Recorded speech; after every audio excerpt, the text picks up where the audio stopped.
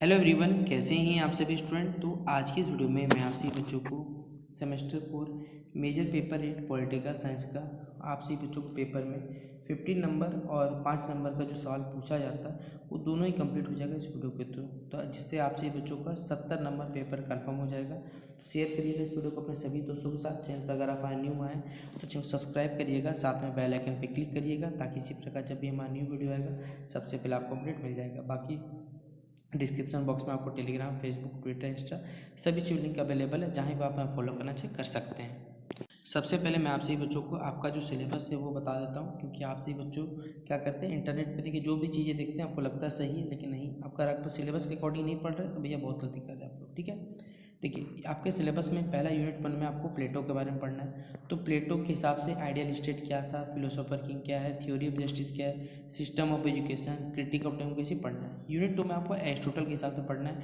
जिसमें citizenship, justice, slavery. Unit 3 में मैकावली के हिसाब से रिलीजन और पॉलिटिक्स क्या होता है, रिपब्लिकिज्म क्या होता है। यूनिट 4 में हॉब्स, लॉके एंड रूसो के द्वारा पढ़ना है, जिसमें स्टेट का नेचर क्या होता है, नेचुरल राइट्स क्या होते हैं, सोशल कॉन्ट्रैक्ट क्या होता है, स्टेट एंड पॉलिटिकल ऑब्लिगेशन के बारे में पढ़ना है।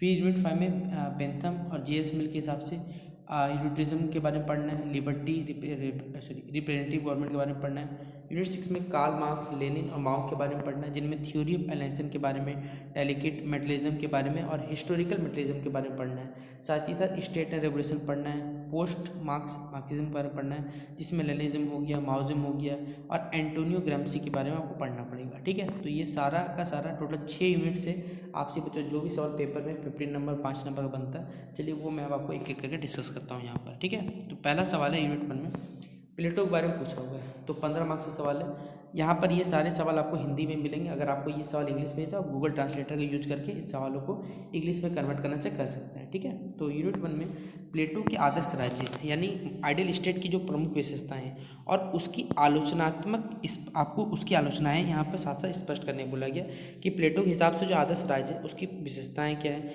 उसकी आलोचना यहाँ पर स्पष्ट करने बोला गया है। ठीक है, ये सवाल 15 नंबर में अगर पेपर में आता है तो आपसे ही बच्चों को यहाँ पर मिनिमम 3 पेजेस ये लिखना पड़ेगा, ये बात याद रखिएगा। ठीक है, अगला सवाल है आपसे बच्चों से पूछा हुआ है कि फिलोसोफर किंग की अवधारणा, ये भी किसके हिसाब से, प्लेटो के हिसाब से, कि अवधारणा का वर्णन करते बताइए कि प्लेटो ने इसे राज्य का सर्वश्रेष्ठ जो शासक है वो क्यों माना। ऐसा क्या कारण है कि मान लीजिए कोई शासक जो है वो फिलोसोफर है, उसकी अवधारणा का वर्णन तो करता ही है, साथ ही साथ प्लेटो ने उन्हें सर्वश्रेष्ठ माना है, शासक क्यों माना है, इसके पीछे क्या कारण हो सकते हैं उसको बताने बोला गया आपको। तीसरा क्वेश्चन है प्लेटो के जो न्याय सिद्धांत है यानी थ्योरी ऑफ जस्टिस, उसको आपको विस्तारपूर्वक, जो कि बहुत अच्छा थ्योरी यहाँ पर अगर आप पढ़ना चाहते हो तो इसे पढ़ के आपको यहाँ पर 15 नंबर मिल जाएगा। 15 नंबर मिनिमम 3 पेज लिखने की कोशिश करिएगा, ये मैं आपसे बच्चों बार बार बोल रहा हूँ। ठीक है, अगला क्वेश्चन है हमारे पास है कि प्लेटो की शिक्षा व्यवस्था का इसका भी विस्तृत विवरण करने बोला गया जा सकता है आपको पेपर में। ठीक है, कि प्लेटो की शिक्षा व्यवस्था उसके बारे में आप विस्तृत पूर्वक क्या करें इसके बारे में बताएं। फिर प्लेटो द्वारा जो लोकतंत्र की यहाँ पर कह सकते हैं हमारे पास आलोचना है, जिसे हम क्रिटिक ऑफ डेमोक्रेसी कहते हैं, इसका मूल्यांकन आपको करने बोला कि प्लेटो द्वारा जो लोकतंत्र की हमारे पास आलोचना है उसका मूल्यांकन आप यहाँ पर करें। ठीक है, अगला है, अच्छा ये यूनिट 1 का सवाल था। यूनिट 1 में जितना भी 5 मार्क्स 15 मार्क्स का था वो कंप्लीट होता है। अब यहाँ इसमें जो सवाल 5 मार्क्स का है वो है प्लेटो के अनुसार न्याय का अर्थ क्या होता है ये बताइए। आदर्श राज्य में 3 वर्ग कौन कौन से होते हैं ये बताइए। तीसरा है प्लेटो के दार्शनिक राजा यानी जो फिलोसोफर किंग है उसकी 2 विशेषताएं बतानी बोली गई है। फिर प्लेटो लोकतंत्र का कमजोर शासन प्रणाली क्यों माना जाता था, ऐसा क्या कारण से बताना है। फिर प्लेटो की शिक्षा का अंतिम लक्ष्य क्या था ये बताना है। ठीक है, यूनिट 2 में आपको अरिस्टोटल के बारे में पढ़ना है, तो अरस्तु के बारे में पढ़ना है, तो अरस्तु के बारे में चलिए जानने की कोशिश करते हैं। तो सबसे पहला सवाल है अरस्तु की सिटीजनशिप यानी जो नागरिकता होती है उसकी अवधारणा का विस्तार से आपको वर्णन करने बोला गया पहला क्वेश्चन में। ठीक है, फिर क्वेश्चन नंबर 2 है अरस्तु का जो जस्टिस सिद्धांत है यानी न्याय का सिद्धांत है इसका आपको वितरणात्मक यानी डिस्ट्रीब्यूटिव और सामान्य यानी जो हमारे पास करेक्टिव न्याय है उसको समझाने बोला गया क्वेश्चन नंबर 2 में। क्वेश्चन नंबर 3 में अरस्तु द्वारा जो स्लेवरी को प्राकृतिक मानने वाले जो संबंधित सिद्धांत है उसका समालोचनात्मक अध्ययन करने बोला गया क्वेश्चन नंबर 3 में आपसे से। ठीक है, फिर यहाँ पर 5 नंबर का जो सवाल पूछा गया यहाँ पर कह सकते यूनिट 2 से अरस्तु के अनुसार जो नागरिक है वो सिटीजन कौन हो सकता है ये, लेकिन ये काम आपको बताना अरस्तु के हिसाब से बताने बोला गया। ठीक है, अगला क्वेश्चन है आपसे बच्चों पूछा हुआ है कि न्याय के वितरणात्मक स्वरूप को संक्षेप में लिखने बोला गया क्वेश्चन नंबर 2 में आपसे। तीसरा क्वेश्चन है अरस्तु ने दास्ता को क्यों स्वीकार किया, यानी स्लेवरी को क्यों स्वीकार किया, इसके पीछे कारण देने। फिर अरस्तु के हिसाब से पॉलिटी का अर्थ समझाने बोला गया है। फिर एरिस्टोटल को पॉलिटिकल साइंस का फादर क्यों कहा जाता है, इसके पीछे क्या तार्किक कारण है, ये आपको बताने बोले यूनिट 2 में। यूनिट 3 में मैकावली के बारे में पढ़ना है। तो मैकावली के जो वैसे 15 नंबर जो सवाल पहले पूछा जाएगा वो है मैकावली के राजनीतिक और धर्म संबंधों के विचारों की यहाँ चर्चा करनी बोली गई है। फिर मैकावली को जो रिपब्लिकनिज्म है उस सिद्धांत का स्पष्टीकरण करने बोला गया। मैकावली को आधुनिक जो राजनीतिक विचारधारा है उसका जनक क्यों माना गया, इसके पीछे भी कारण आपको बताना है। अब यहाँ से देखिए जो 5 नंबर सवाल पूछा जाएगा वो है मैकावली के अनुसार धर्म का राजनीति में क्या उपयोग है, ये बताइए, पहला क्वेश्चन है। दूसरा क्वेश्चन है रिपब्लिकनिज्म क्या होता है, ये बताइए। तीसरा क्वेश्चन है मैकावली की जो पुस्तक है द प्रिंस, इसकी आपको 2 विशेषताएं यहाँ पर बतानी बोली क्वेश्चन नंबर 3 में, ठीक है। अगला सवाल आपसे बच्चों पूछा हुआ है यहाँ पर मैकावली के इंड्स जस्टिस द मीन्स, इसका अर्थ बताना है। और मैकावली किस युग का राजनीतिक चिंतक था, ये भी आपको बताने बोला गया है।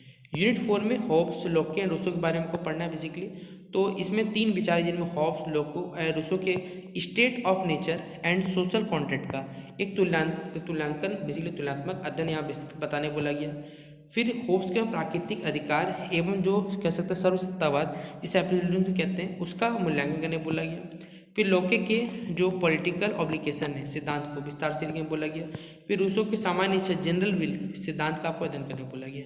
5 मार्क्स सवाल आ सकता है। होब्स के प्राकृतिक अवस्था की विशेषता लिखिए। फिर लोके के अनुसार प्राकृतिक अधिकार क्या होता है बताइए। रूसो के सोशल कॉन्ट्रैक्ट का मुख्य उद्देश्य क्या और जनरल विल का अर्थ बताना ही आपको बोला गया। फिर पब्लिक ऑब्लिगेशन का अर्थ 2 पंक्तियों में लिखने बोला गया। यूनिट 5 में बेंथम एंड एस्मिल के बारे में पढ़ना है। तो जेरेमी बेंथम के यूटिलिज्म का जो विश्लेषण है वो विस्तृत रूप से आपको करने बोला गया क्वेश्चन नंबर 1 में। फिर जेएस मिल की स्वतंत्रता यानी जो लिबर्टी है उसकी अवधारणा का आपको यहाँ पर व्याख्यान करने बोला गया है। फिर प्रातिनिधिक सरकार यानी रिप्रेजेंटेटिव गवर्नमेंट के संबंध में जो जेएस मिल है उनके विचार को समझाने बोला गया क्वेश्चन नंबर 3 में। अब यहाँ से जो 5 नंबर सवाल पूछा जाएगा यूटिलिज्म का अर्थ समझाने बोला गया। बेंथम के ग्रेट हैप्पीनेस प्रिंसिपल का अर्थ क्या है ये बताइए। मिल ने किन प्रकार की स्वतंत्रता का समर्थन किया ये बताने बोला गया। और रिप्रेजेंटेटिव गवर्नमेंट की 2 विशेषता बताने बोला गया। फिर बेंथम किस देश का दार्शनिक था ये भी बताने बोला गया। यूनिट 6 में कार्ल मार्क्स, लेनिन और माओ के बारे में पढ़ने बोला गया। तो इसमें से 15 मार्क्स सवाल आ सकता है कि मार्क्स के जो विमुक्तता सिद्धांत है थ्योरी ऑफ अलाइनेशन इसको विस्तार से समझाने बोला गया। फिर है डायलेक्ट्रिकल मेटलिज्म तथा हिस्टोरिकल मेटलिज्म पर चर्चा करने बोला गया। फिर मार्क्स की स्टेट एंड रेवोल्यूशन सिद्धांत को समझाने बोला गया। पोस्ट मार्क्सिज्म जिसमें लेनिज्म और माओइज्म का तुलनात्मक विश्लेषण करने बोला गया। फिर एंटोनियो ग्राम्सी के हेजीमोनी थ्योरी उसका सिद्धांत आपको यहाँ पर बताने बोला गया। 5 नंबर सवाल के बारे में बात करें तो एलाइनेशन का अर्थ लिखने बोला गया। डायलेक्ट्रिकल मेटलिज्म के प्रमुख स्रोत लिखिए। मार्क्स के अनुसार राज्य किसका उपकरण है ये बताने बोला गया। लेनिज्म की एक विशेषता लिखिए और ग्राम्सी के अनुसार हेजीमोनी क्या होता है ये बताने बोला गया। तो ये सारे के सारे सवाल आपको 5 नंबर में पूछे जाएंगे। तो ये पूरा कंप्लीट होता है वीडियो जिसमें आपसे बच्चों को हमने ये सारा इंपॉर्टेंट क्वेश्चन 15 मार्क्स और 5 मार्क्स का बता दिया। तो शेयर करिएगा इस वीडियो को अपने सभी दोस्तों के साथ। बाकी मिलते हैं इस वीडियो पे, तब तक के लिए जय हिंद, जय भारत और बेस्ट विश आपसे बच्चों एग्जामिनेशन के लिए।